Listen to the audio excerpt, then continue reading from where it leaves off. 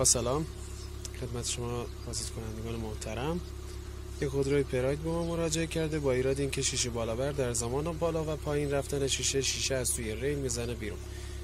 خب میریم که بازش کنیم ببینیم ایراد این شیشه از چی میتونه باشه. رودری ماشین رو باز کردیم، میبینیم که ایراد از شل شدن این پیچای پایین بالابر، پیچا رو صفر میکنیم و ایراد شیشه برطرف میشه.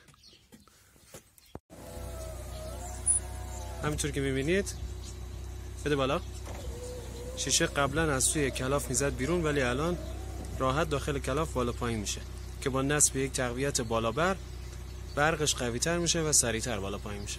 بالا پایین کنه.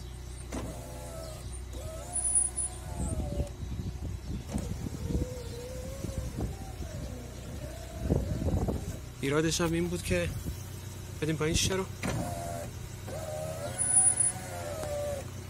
این دوتا پیچ یه ذره بده بالا، کم بده بالا. خب این پیچ و این پیچ، این دوتا پیچ که شل میشه شیشه از توی کلاف یکم میاد بیرون که با صفر کردن این دوتا پیچ ایراد برطرف میشه.